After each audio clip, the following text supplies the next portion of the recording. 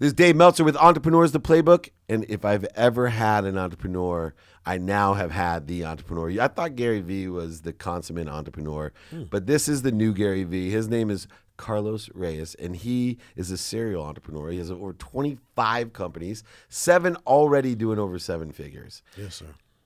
You weren't always rich, I take it. Oh, no.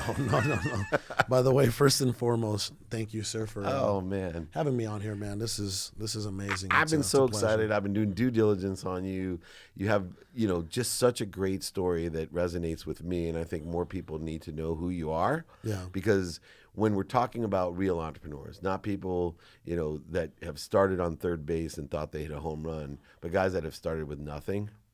I feel sorry for the rest of you, but the guys who started with nothing and be able to leave a traditional corporate career, transition out of it, use mentorship and partnership in order to effectuate millions of dollars, besides having a personal life where you're still sharing with your family, overlapping the priorities in the correct way, which is, I think, a very important part. Let's take it on back, though. Let's go. And, when did you start having that entrepreneurial spirit? So let me just say this, right? Today's President's Day, and we live in the greatest country in the world. Amen. And amen for sure. And why do I say that? Because you see, a lot of folks that live in this country, unfortunately, I don't know if they take it for granted or I don't know what it is, but you got somebody like me who was born in Mexico, raised in Mexico, and then was brought here illegally by his mother, and we'll get into that story. $25 is what it took for me to come to this country. $25. And how much did you have in your pocket? I had zero. I was just a kid. I was 10, 11 years old, and we'll get heavy into it, but this is what she told. She said, hey, she called me mijito, it's like, hey, son, my little son. I want you to follow this man. I'm going to wait for you on the other side, and he's going to take you through a hole in the fence in Nogales, Sonora. And, imagine being a 10-year-old and your mom, this is a single mother, right? Single mother. I mean, our mothers are like God on earth at some point, right? Yep. So she says, hey, listen, I'm going to wait for you at the McDonald's on the other side of this fence. Follow this man. Do whatever he needs you to do, all right? Because this is the only way that you're going to get over to where I'm at. So sure thing, sneaking down, following him. Is it nighttime? Nighttime. Lights are coming. It's INS. At that time it was INS. Now it's something else. It's right. like Department of something, right? Homeland Security. Yeah, exactly. Back then it was Immigration, Naturalization Services. So here I am just following this 30-something-year-old dude, what a lot of folks call the coyote. Yeah. Right? Did you know him at all? No. Just first time? I don't even know his name. Yeah, right? So I follow him, and then sure thing, there's a hole in the fence that I don't know he put together or whatever. Boom, jump through the hole, takes him to McDonald's. My mom's there. We drive up to Phoenix, Arizona, and boom, here I am, right? So wow, that's how my journey in the United States started. But my entrepreneurship started in Mexico, So, and I can take you back to that. Yeah. I'm 5 years old. And back then, the Power Rangers, the original Power Rangers, not the Power Rangers you have now, right? Right. Everybody saw the original ones. They're the original best, red, right? blue. Tommy and those guys, right? So Billy, the Blue Ranger, all those guys. So in my neighborhood in Mexico, only one person had a television. Because in Mexico, and I say this all the time, successful people live in the city, and poor people, we live in the mountains over there, and our houses are made out of it's not exactly cardboard, but it's something else, right? It's adobe. It's a mix of trash and mud, right? It's crazy. Yeah. Whatever you want to call it. So one guy has his mom. His name was Lalo, and his mom had a television, and we used to go watch Power Rangers, and she used to make bread for everybody. She was good at making bread. Have you ever had Mexican bread? Oh yeah, dude. It's I really grew up in San Diego, so it's really good, right? The conchas and all that, right? Delicious. Chocolate. They only have 3 flavors. And so it's chocolate, it's vanilla, and it's the pink one. I don't know what flavor that is. So I don't know. At 5 years old, I don't know if it was God. I used to always talk to God even as a 5-year-old. He was my heavenly Father, right? My father was kind of a POS, never around. So the Lord was my heavenly Father. So I used to have conversation with him even at 5 years old every single day. And I don't know what it was, but I asked Lalo's mom, I said, hey, why don't you make enough bread to where we can go and sell it in the neighborhood? So she's like, huh? Like, she doesn't know anything, right? I mean, bread she's is just for feeding the kids. That's it, right? Companies coming over, watching the Power Rangers, whatever. Boom. She makes enough bread. Me, my brother, and some of our friends, we start going door to door. Boom, boom, boom, boom, boom. And we get to keep 50% of all the gross profits, right? I mean, I'm sure her overhead was nothing, right? Yeah. Whatever, right? So we get to keep 50% of whatever we made door to door at 5 years old. That was my first entrepreneur experience. I did that for 2 years. Wow. The next thing that I did was at a grocery store. It's called Lale, which is kind of like a Walmart here. And I'm bagging groceries. I got my little, I don't know if you guys saw my little ID card that I had. I'm bagging groceries, and I have this little ID card. I got this apron, this little hat, and I'm bagging groceries. Boom, boom, boom.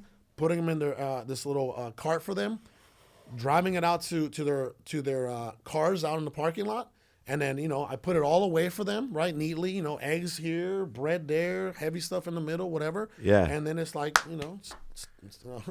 I was a kid. That's how I was. Tip, man. You got to ask for the tip. Got to ask for the tip. That's what those credit card machines are doing now. Exactly. Tips are about 1,100% by using those little credit card machines that they turn around. I did not know that. On the takeout, and you're pissed off because you got to pay 20% more now on takeout because you're too guilty to say no. I'm gonna do a confession. I do a lot of Uber Eats. Yeah. A lot of Uber Eats. Okay.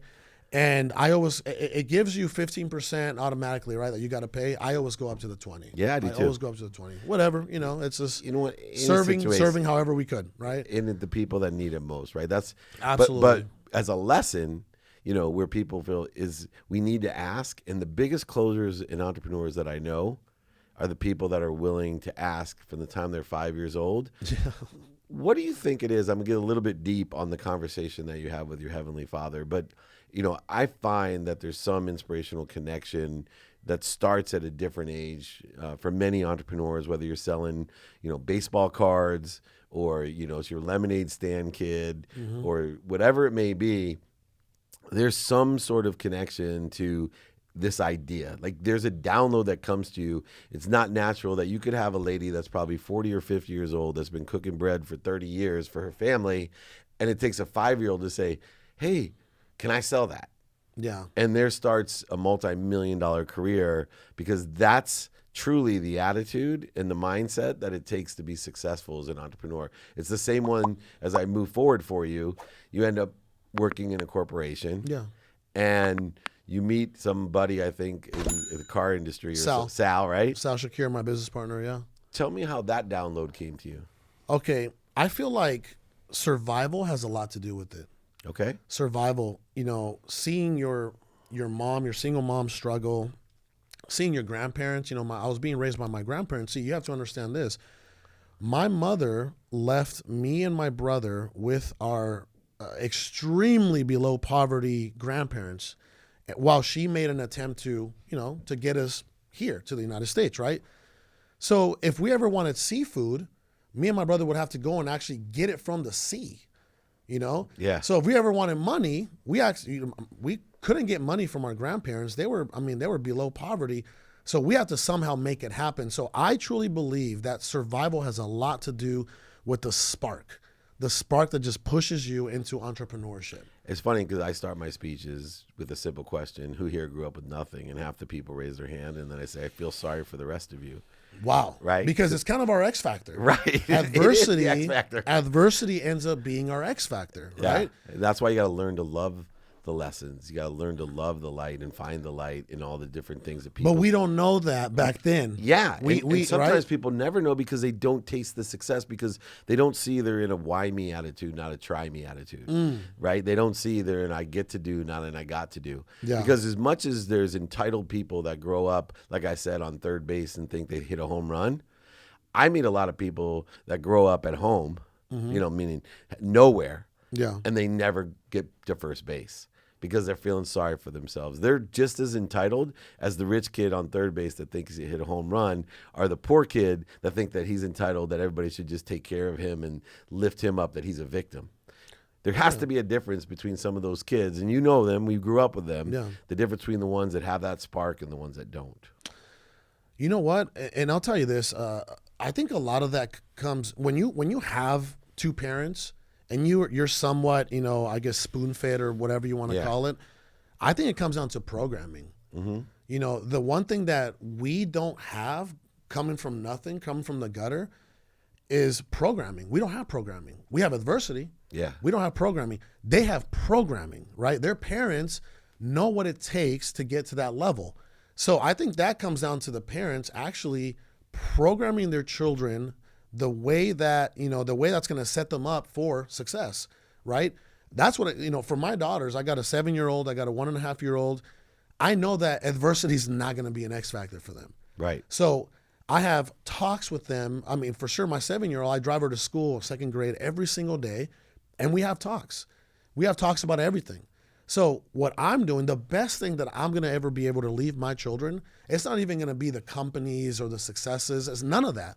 It's the knowledge and the programming that's going to set them up, to become, great people in this earth, Yep. So I think that's something that is overseen, and I want folks to know out there that, if you grew up, consider it a blessing. Growing up with the father, I don't dislike people or feel more accomplished than somebody who grows up with the father and a mother. Absolutely not. I think that's a blessing that people are not taking advantage of. Yeah. Somebody like me I didn't have a decision in that. I didn't have a decision in that. But somebody who has a father, who has a mother, take that as a blessing, take that as a push. If you really want to get, if you want to do amazing things in this world, listen to them a lot, but also be selective with, depending on who they are and what they do. Just because they love you doesn't mean they give you good advice. Be selective. Because, but be grateful for their advice. Exactly. Be grateful that, they're going to give you a lot of life advice. But, when it comes to entrepreneur advice, right, if your mom has been working at, the same spot for 30, 40 years, maybe you don't want to take business advice from her. Right. Because you don't want to be where she's at. And God bless her soul, because she's providing the way she can. But I didn't take a lot of business advice from my mother, who had 3 jobs, working from, $6 an hour to $8.25 an hour. I didn't take a lot of business advice from her, but I took a lot of life advice from her. Amen. Yeah, same for me. So my mom actually told me the internet would be a fad. Told me to stick to being a real lawyer. Anyway, oh my goodness. So you meet Sal. Let's get back into the circuitous entrepreneurship journey. You still have this ability to download and imagine what things can be different. You're always looking to expand and accelerate what you're doing. Yes. What job are you in when you meet Sal? I'm working for a small financial institution called CM Retail Management. Yep. And I actually started with this gentleman, his name is Chad. I started with him when he was 2 years in, and, it grew exponentially very quickly, because he had folks like myself that were, high producers, self-motivated producers in leadership positions. You know what I mean? So I think that had a lot to do with the way this company grew, right? And I'll be honest with you, I feel a lot of Americans out there that are working corporate jobs. What I mean by what I feel, for them is, this is exactly in detail. I worked 70 hours a week, every single week, for 10 plus years. Whenever it was my vacation, at first it's like the first year you get 1 week vacation, third year you get 2 week vacations, fifth year you get 3 weeks. After 7 years you get 4 week vacation. I cashed out every single vacation just to catch up on my bills and to try to get a little bit ahead for my family. So when I say I feel them, I totally feel them. Listen, having a corporate job for the most part, 9 out of 10 times, like you're literally surviving. Like you're not thriving, you're surviving. You're surviving. By the time it's all said, by the time the mortgage gets paid, insurance gets paid, and the cars get paid and whatever, you have a few $100s for the most part. Now, I was making about $70,000 a year in the corporate structure, right? And in Arizona, $70,000 a year isn't bad. It's not bad, right? So what I had to do is not only have to work my butt off 70 plus hours every single time, because I survived off overtime, time and a half. 20 hours every single week, right? Not only did I have to do that to survive, but I also had to do things on the side, sell cars, flip clothes, whatever I can get my hands on, as a small time, hustler, right? And that's how I met Sal, through cars. Flipping cars. Exactly. And Sal, Sal literally embraced me. First I looked to serve Sal. I didn't want nothing from Sal. We actually became best friends for 2 years before we even went into business. So that's one piece of advice for a lot of folks out there. If you're truly looking to start a beautiful, fruitful relationship, look how you can serve that person first. Don't see them for what they can provide for you. What can you provide for them, right? That's what happened with Sal. Say, hey, Sal, I see that you're brand new. You just got a small little dealership. Let me help you put some of this paperwork together. I'm not going to, at no charge, nothing. Sal's from Iraq, and he was brand new at the time too. He was on his way up, hustling. Yep. I'm from Mexico. He's from Iraq. I don't know how we, God's divine purpose, right, is how we met in Phoenix, Arizona, right? This guy was persecuted from Iraq for being a Catholic. I came to seeking a better life, and then look at what happened. It's hard to explain, right? And so a lot of people are in that position, right? They're in a corporate job that they're surviving, but yet they embrace the survival, that this is far better than what they dreamed of when they were a kid, right? This is a great, somebody like grateful, me, right? absolutely. You were still grateful, but you meet a guy named Sal, you're of service to Sal. Now you have to take a really big step, right? You have to take that big step that so many people that I do a lot of executive coaching, and I tell them, look, there's nothing to be afraid of. Fear at all-time high. Yeah. No, stop. See, it's easy for us to say that now. No. I was going to continue. It's easy for us to say that now, to tell somebody, hey, quit your tenure job. Right? Yes. Quit the job that's provided shelter. See, I don't tell them that. Yeah, it's easy to say that now. Like now I can tell somebody, are you kidding me? You got this many deals in the pipeline, and you got 6 months reserves. You're literally walking over dollars to pick up pennies at this, job that's, you're barely surviving. Exactly. Bagging groceries again, right? Yeah. It's easy for us to say that now, and it was easy for Sal to tell me that, it was like pulling teeth. 1 straight year it took me to leave that job, even though I was killing it in real estate. Yeah. Flipping houses, finding off-market discounted properties, wholesaling, everything. I was doing everything, every single avenue you can think of. Yeah. And here I am. I have crazy reserves in the bank, deals in the pipeline, right? Pipeline's about to burst, and I'm still afraid, what I call, to leave the cage. Yeah. Right? Yeah. Why is it a cage? The best Because point. It comes down to programming, right? It's a cage because here we are, and I'm sorry if I'm referring to us as animals. I'm not trying to be disrespectful in any way, but this is what it is. We're in a cage, and in this cage, our corporate, our corporate structure comes in and says, hey, here's water, here's food, here's some playtime. You get everything you want in this cage, right? Why would you want to leave this cage? You're getting everything you want. And then at some point, the entrepreneurship, and if you're a visionary, the door opens to that cage. But everything is in that cage, and you're so afraid to walk out of that cage because for 10 plus years, or as many years as you've been working, it's been feeding you and providing everything for you. Absolutely. Your family's in that cage. Absolutely. Everybody's and now in there. You're telling me to leave this place? Yeah. Even though you felt it has persecuted you for 10 years, now you're afraid to leave it. I'm extremely comfortable. Yeah. But we all know as entrepreneurs, you gotta get comfortable getting uncomfortable. Growth. Exactly. You gotta get comfortable becoming and being uncomfortable. But growth and comfort, they don't belong in the same same sentence. Right. You can't have both.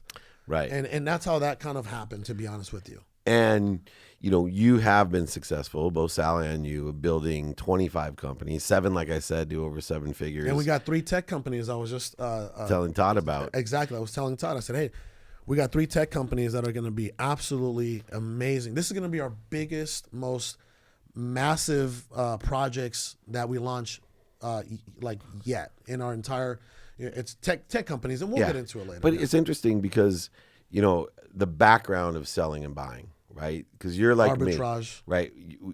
We're margin guys. We started by selling, and the easiest things to sell: real estate and cars. I can sell ice to an Eskimo if you need me to. Exactly, and there's a margin there, but then you expand out into running a business, and there's two things that take situational knowledge and experience. Yeah, overhead and employees. Yeah. Oh yeah, absolutely. Right? Completely different ball game than just going out and I know I can create a margin and arbitrage on this product. How much of your businesses still rely on that straight philosophy of buying low and selling high?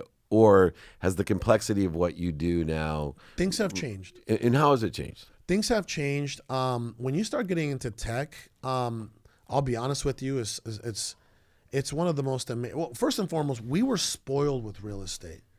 We passed up on so many potential opportunities. Hey, you want to buy a juice bar? Hey, you want to buy a car dealership? Right. No, I don't want to.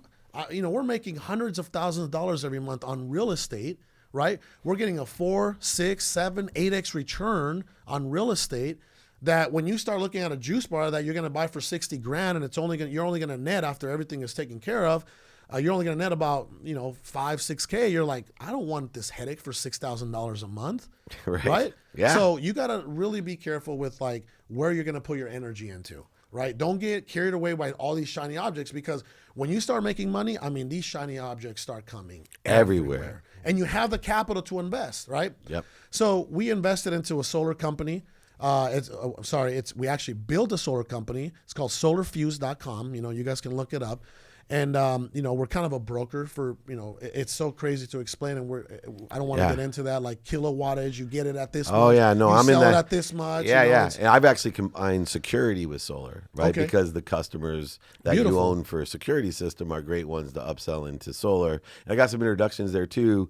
And then you work on the cash side of stuff. Yes. Right, which is more straightforward business. Yeah, so now we have education companies, right? Our education company is probably, you want to talk about profitability, you're probably looking at 75, 80% profitability when it comes to education. And you know what's crazy? When we started in real estate, our accountant said, man, at some point you guys really got to get into education and consulting. Those guys kill it.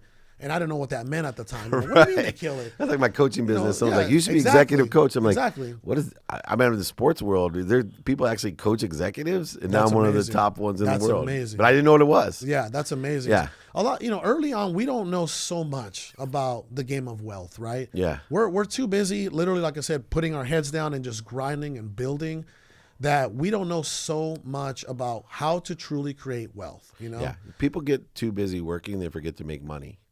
Right? They literally do, and you're not that guy, which I really love. Last question, and the wealth of knowledge has been extraordinary, but like a lot of people that have been successful in business, and as you get into the education and consulting side of things, there's another side of what you're getting into, and I'm getting a feel for how good you are at it, and it's a side that I got into 3 years ago, and it's building your own personal brand, right? Understanding how you, as an entity, as an annuity, become its own asset if you can build your brand awareness and your brand equity in this huge space of 4.2 billion people. I had no intention of doing that. When I started in business, no intention at all. And how is that for you now? Okay, you have two choices. You have two choices. You can be the hyper, super successful person that just kind of keeps his mouth quiet and lives his life. Or you can be the successful person and the extremely successful person that teaches others how to get on that journey and how to become successful, right? I think it's very selfish for successful people, but to each their own, whatever makes them happy, because in my opinion, happiness is absolutely the ultimate level of success. We share that, right? So I honestly decided to start trying to impact lives, because growing up, I didn't have this. And then I also see a bunch of other folks in that sector, influence and education. And I feel like, I was talking to Todd earlier, I said, hey, I feel like some of these people, unfortunately, you look behind the curtains and there's not much really going on back there. It's all front, they're standing in front of rented cars with rented houses. I truly want to be the epitome on, I want to try to do the best. When I surrender to God in full obedience, I said, okay, God, I'm ready, whatever you want to do, right? And he started, putting me in this space without me intentionally even going for it. But I really want to show people not only the game of wealth, but the game of life, like how to have fulfillment in life. Because we all know, just like your sign here says, money doesn't buy happiness. We spent, and I'll close it out with this, we spent 90-something% of our lives chasing money. And then when we start seeing a bunch of it come in, that feeling, that high goes away in what? A matter of how many months? Yeah. You're like, oh my God, that was it. I spent 30 plus years chasing this. Right. And it went away. 70 hours a week, 10 years in a row. And it went away in a matter of months. So then what are you going to fulfill yourself with? You know? And that's when helping other people, impacting lives comes into play. Which is why you are going to be an incredible entrepreneur, philanthropist. God willing. And you are, because you are making room for what you want by giving it away to others and impacting others. Whatever God wants me to do, I'll close it out with this. I told Todd earlier, if Todd wants me to go become a pastor, I'm starting ministry classes. If he wants me to go become a pastor in Birmingham, Alabama, to a church of 20 to 40 people, guess what? You'll be there. I'll be happy, because if I seek his kingdom first, everything else is going to be given to me the way it has been now. And there you have the definition of allowance. We have an extraordinary serial entrepreneur. We have an extraordinary serial entrepreneur and philanthropist, and one of my new best friends. I can see it already. This is Carlos Reyes with Dave Meltzer, Entrepreneurs, The Playbook. Thank you.